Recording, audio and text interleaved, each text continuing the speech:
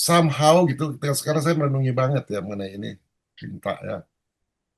Saya tuh lihat diskusi saya kemarin, saya lihat entah kenapa, diskusi saya sama Marsyanda mengenai apa ini solusi COVID. Padahal saya udah lihat video itu berkali-kali gitu ya.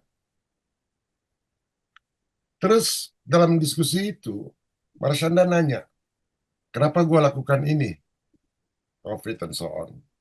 Lalu saya bilang, saya lakukan ini karena istri saya meninggal karena cancer, lalu saya nggak berdaya waktu itu.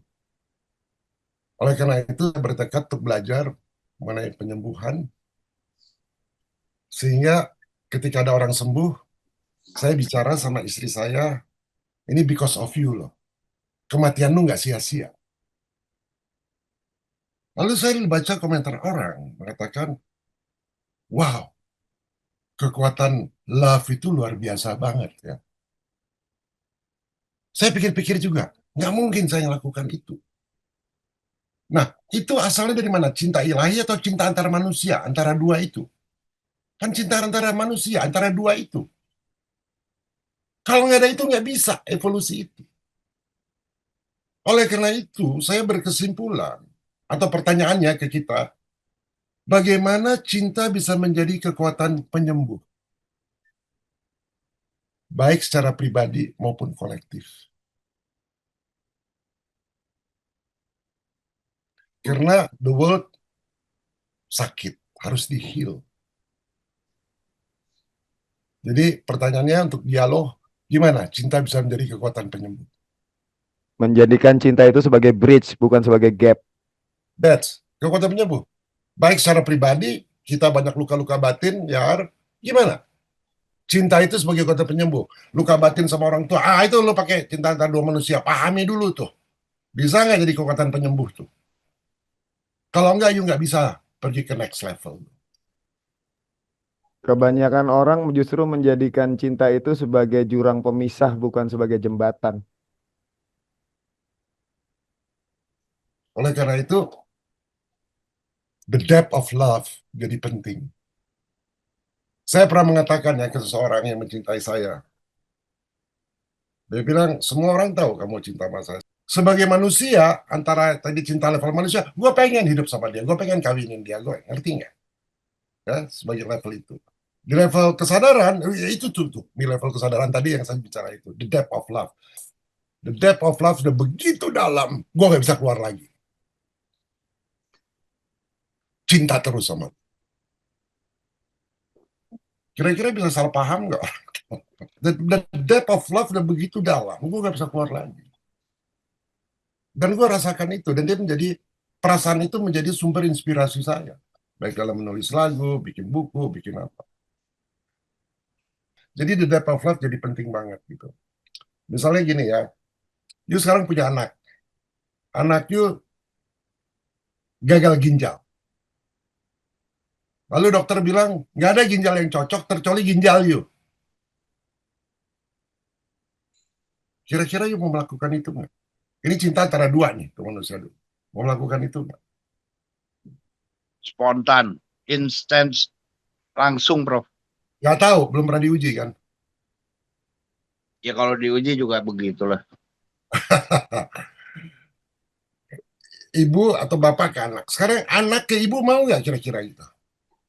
Nah, itu saya ragukan, Prof. Itu kan cinta antara dua manusia. Tuh, ujiannya di situ. Jangan bicara kesadaran. Antara dua manusia. Jadi pertanyaannya, what is your depth of love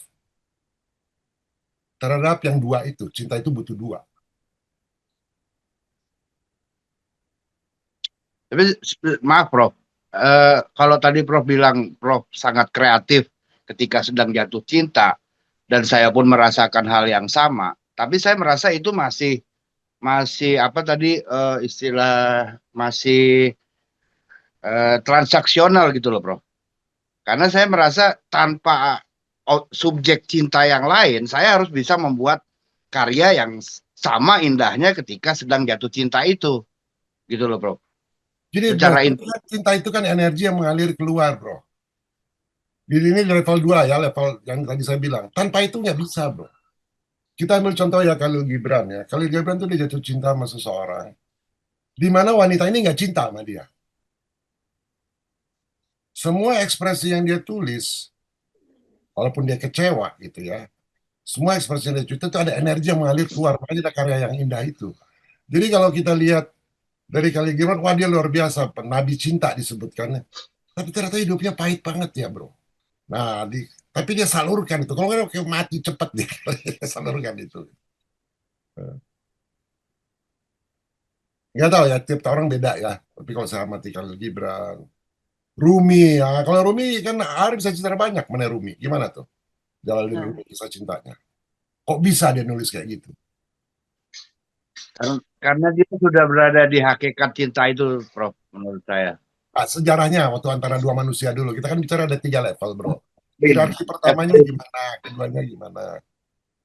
Evolusinya ketika dia patah hati, sahabat sejatinya tuh meninggalkan dia gitu, karena sahabatnya itu Samsi Tabriz itu tidak mau isu-isu yang berkembang di murid-muridnya Jalaluddin Rumi itu semakin mendegradasikan, menurunkan marwah si Rumi itu, Prof. Sehingga pergilah si Tabriz ini. Nah, disitulah dia mengalami, Rumi mengalami suffering gitu loh, Prof. Suffering. Nah, yang berdasarkan cinta itu gitu loh, Prof. Sampai dia um, diberitahu Whirling Dance itu, dan Whirling Dance itu mengantarkan dia ke cinta ilahi itu, Prof. Ada Ke evolusi nggak? eksisten. Ada evolusi Ya, ya. ini evolusi, Prof.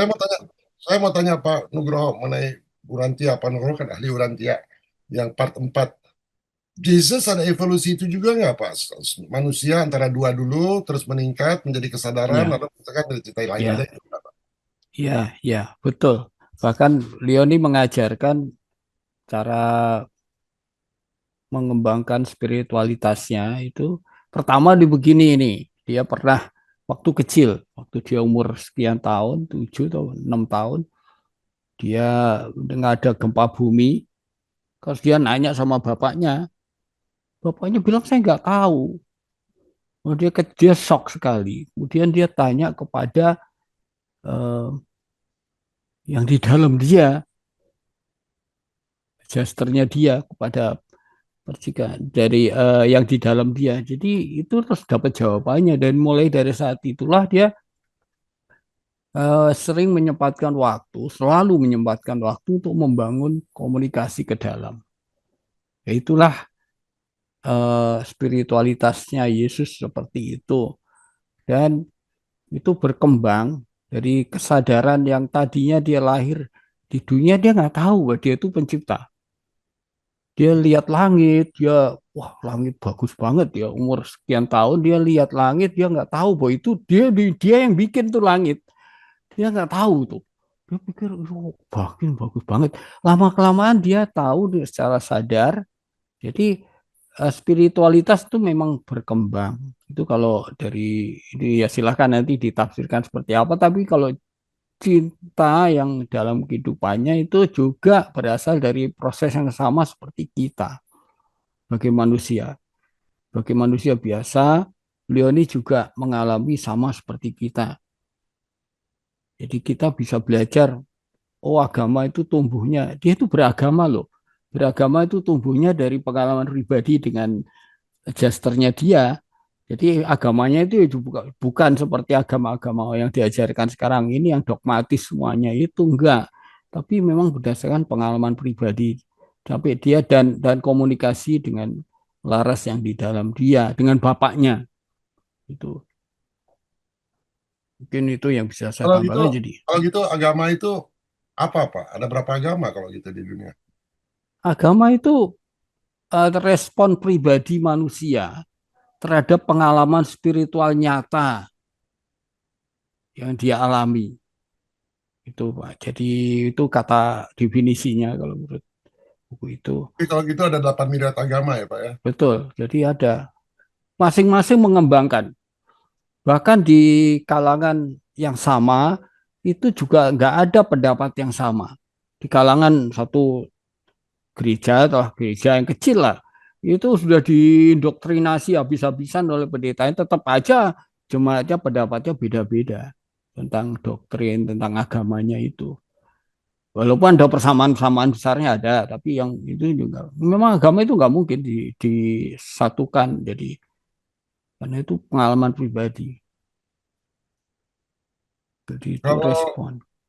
tadi kita membahas itu ya bahwa emosi menuju ke kesadaran universal, hukum kesadaran universal itu ada energi kosmik. Jadi terus ada 3 level tadi, ada manusia 2, lalu lebih dari 2, lalu yang ilahi. Eh, maka cinta sejati bisa tanpa dualitas aku kamu tadi ketika kesadaran telah melampaui identitas pribadi. Setuju nggak? Kalau masih ada identitas pribadi, masih ada aku kamu. Setuju. Tapi kalau kesadarannya udah melampaui identitas pribadi, itu yang tadi Firya maksudkan tadi ya kira-kira, itu udah nggak ada aku dan kamu. Jadi sebelum itu, sebelum sampai ke situ, melampaui, cinta itu butuh 2 untuk mengenali dirinya. Bukan mengenali diri kita, mengenali dirinya si cinta itu. Butuh 2. Oh Iya ya, kan mirror itu, Prof. ya. Nah, sesudahnya, itu kan sebelum itu gitu. Sesudahnya, cinta itu hanya menjadi satu-satunya realitas yang ada. Artinya apa? Nggak ada realitas lain. Yang ada cuma cinta. Kalau kita sebegitu dahsyatnya tuh. Jadi Iya, cinta sejati itu perjalanan dari 2 yang saling mencari menuju satu yang akhirnya mengenali dirinya sendiri dalam semua itu tuh. iya. Jadi kata ya, cinta jangan jadi inflasi lagi. Ya kalau perut saya kalau lihat apa yang saya pahami, jadi yang di dalam kan simbolnya orang tua itu konsentrik, lingkaran konsentrik ya. Di dalam Ya, itu Bapa. Bapa itu ya kasih itu. Ternyata itu energinya utamanya itu kasih itu. Kemudian di luarnya itu sang putra itu adalah kepribadian. Jadi consciousness itu adanya di situ. Kesadaran ada di situ. Dan itu perlu itu memang memerlukan kita itu beyond ya beyond dualitas gitu. Kemudian yang di luar yang paling luar lingkaran yang paling luar itu adalah pribadi ketiga trinitas itu adalah atau mind itu adalah ya tadi yang hubungan kita dengan yang lain ketiganya diperlukan. Ya terima kasih untuk pandangan ya hari ini saya belajar juga Prof. Terima kasih. makasih Pak Nur.